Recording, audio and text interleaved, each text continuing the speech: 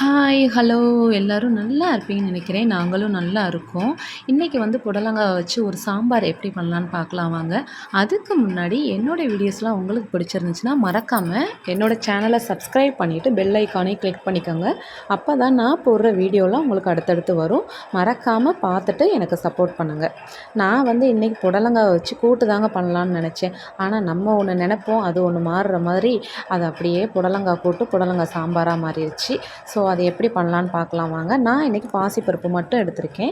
அதை நல்லா ஒரு 4, 5 வாட்டி வாஷ் பண்ணிவிட்டு தண்ணி ஊற்றி மண்சட்டியில் வேக வச்சுட்டேன். அதுக்கப்புறம் அதுக்கு தேவையான வெங்காயம், தக்காளி, பச்சை மிளகாய் இது எல்லாமே பொடிசு பொடிசாக நறுக்கிக்கோங்க. நம்ம வந்து டெய்லி வந்து ஒரு குழம்பு வைக்கலாம் அப்படின்னு நம்ம நினைப்போம். ஆனால் வந்து நம்ம ஃபைனலாக வந்து அதை யோசித்து அதை எல்லாம் பண்ணும்போது டக்குன்னு வேறு ஒரு ஐடியா வந்துடும். சரி இந்த குழம்பு வச்சு விட்ருவோம் அப்படின்னு நினைப்போம். எத்தனை பேர் வந்து என்ன மாதிரி நினைப்பீங்கன்னு சொல்லுங்கள். தக்காளி வெங்காயம் நறுக்கிட்டு புடலங்காவையும் வந்து நான் எப்போவுமே வந்து தோல் சீச்சிருவேங்க லைட்டாக. ஸோ நீங்கள் வந்து தோல் சீக்காமையும் சில பேர் ஆக்குவேன்னு சொல்லுவாங்க. எங்கள் அத்தையெல்லாம் அப்படி தான் சொல்லுவாங்க. ஆனால் நான் அப்படி பண்ணினதில்லை. நான் தோலை வந்து லைட்டாக வந்து பீல் பண்ணிடுவேன். பீல் பண்ணிவிட்டு குட்டி குட்டியாக நறுக்கிக்கோங்க. ஆமாம், பார்த்து நறுக்குங்க.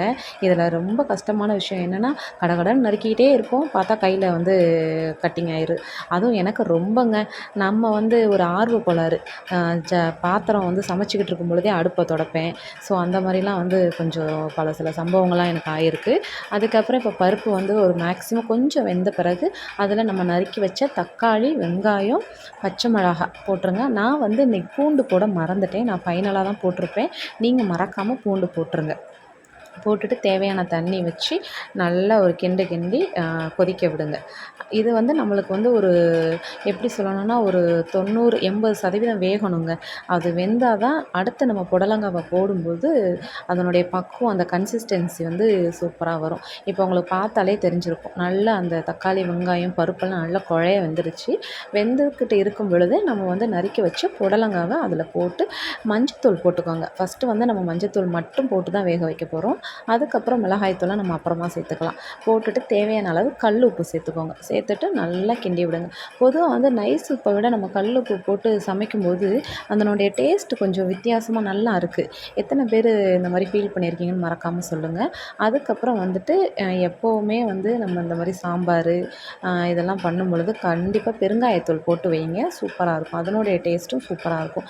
இது இப்போ நல்லா கொதிக்கட்டும். கொதித்து வந்ததுக்கப்புறம் 1 டேபிள் ஸ்பூன் மல்லித்தூள் போட்டுக்கோங்க.